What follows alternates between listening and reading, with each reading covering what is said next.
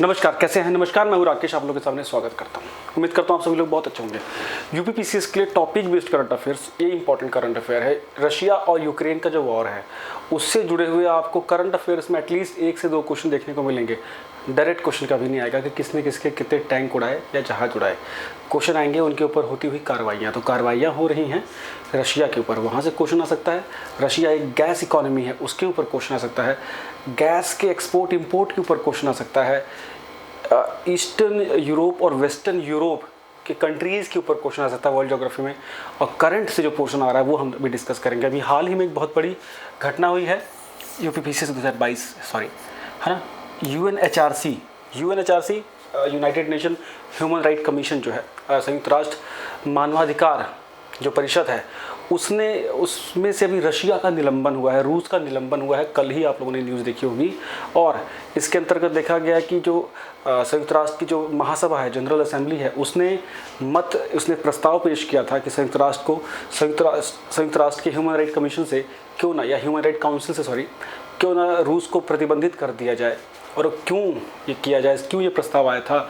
रूस के ऊपर कुछ आरोप लगे थे कि उसने युद्ध के दौरान वॉर क्राइम किया है, जो कि अलाउ नहीं है ना। इंटरनेशनल जो कन्वेंशन है उसके अंतर्गत कीव के बाहर एक शहर है बुका, वहाँ पे 300 से अधिक नागरिकों की हत्याएं करने का इल्ज़ाम है, या कह सकते हैं कि आरोप लगाया गया है रशिया के ऊपर।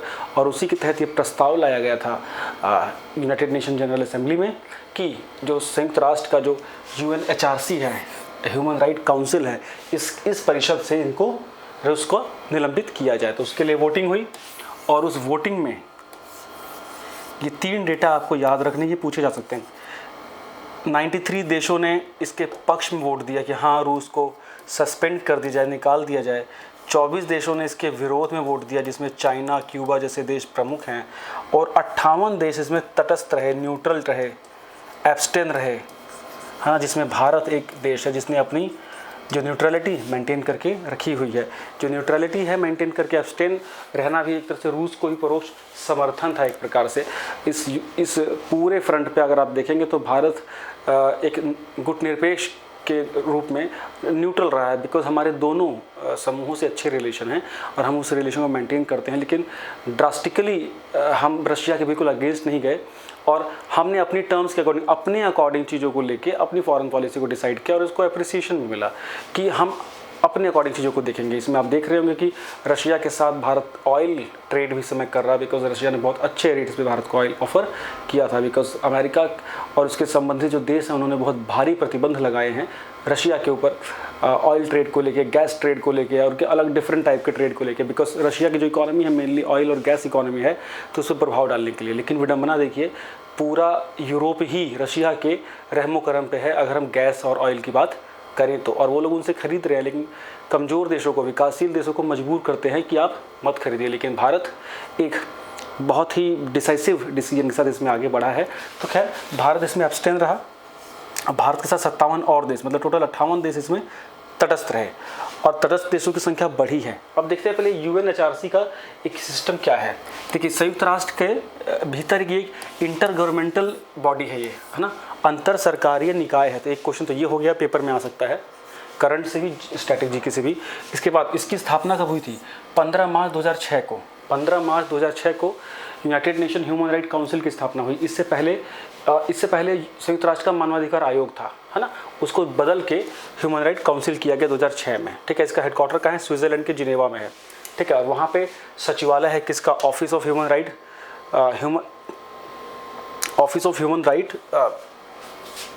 कमिश्नर। ठीक है, जो इसके प्रमुख हैं, इसके कमिश्नर या इसके आयुक्त हैं ह्यूमन राइट कमीशन के, ह्यूमन राइट काउंसिल की, संयुक्त राष्ट्र के, वहाँ इनका ऑफिसर वहीं पे ये कार्य होता है। मतलब सेक्रेटरीट इसका कहाँ पे? जिनेवा में है।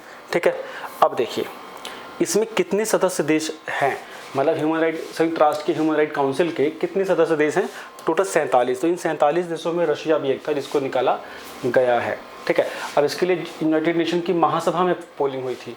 अब देखिए, इसमें बेसिकली जो लोग हर 3 साल के लिए ना रोटेट होती हैं, 47 जो देश इसमें शामिल हो सकते हैं मेंबर ग्रुप में, उनकी सीटें बटी हुई हैं क्षेत्र के हिसाब से कि एशिया से इतने, अफ्रीका से इतने, ईस्टर्न यूरोप से इतने, वेस्टर्न यूरोप से इतने, लैटिन अमेरिका से इतने, कैरेबियन से इतने, हाँ, इस प्रकार से।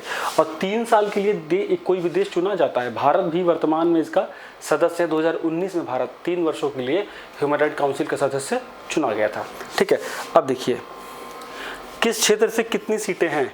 उस 47 सीटों में अफ्रीकी देशों के लिए 13 सीट है, एशिया पैसिफिक है ना, भारतीय क्षेत्र जो है, एशिया पैसिफिक की 13 सीटें हैं, दोनों के 13। लैटिन अमेरिका कैरेबियन है ना, जो दक्षिण अमेरिका और कैरेबियन आइलैंड्स हैं, वहाँ की 8 सीटें हैं। पश्चिमी यूरोप की 7 सीटें हैं, पूर्वी यूरोप की 6 सीटें हैं। और इन सब का कार्यकाल कितने वर्ष का होता है? 3 साल का होता है। कितने साल का होता है? 3 साल का।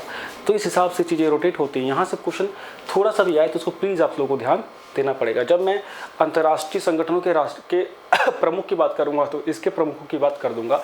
हर साल इसका ना रोटेट होता है, इसका एक हेड नेशन होता है।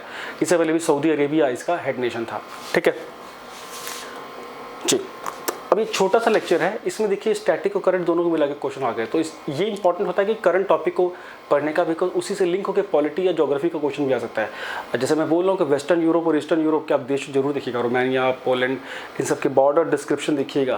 फ्रांस, जर्मनी किस प्रकार से रशिया पे डिपेंडेंट है, ये बहुत न्यूज़ बनी थी कि कहाँ से उनकी जो पाइपलाइन गई है गैसेस की, वहाँ के क्वेश्चन आ सकते हैं। इसी प्रकार से पीसीएस के लिए इस प्रकार से अगर आप पढ़ेंगे चीज़ें थोड़ी सी आसान हो जाएंगी। भारत सरकार की जितनी बड़ी स्कीम्स हैं 2015 से लेकर 2022 तक, वो सारी मैं लाने जा रहा हूँ। करीब 70 से 75 स्कीम छाटी गई हैं और वो हर स्कीम 2 से 4 मिनट में होगी। कोशिश करके उसको पूरा फिनिश कर लेंगे ना तो आने वाले एग्जाम में बिल्कुल स्ट्रेट फॉरवर्ड रहेगा, बिल्कुल केक वॉक रहेगा। करंट अफेयर में हम लोग 80% जो हमारा आंकड़ा है उसे पूरा कर लेंगे। Thank you so much, bye bye.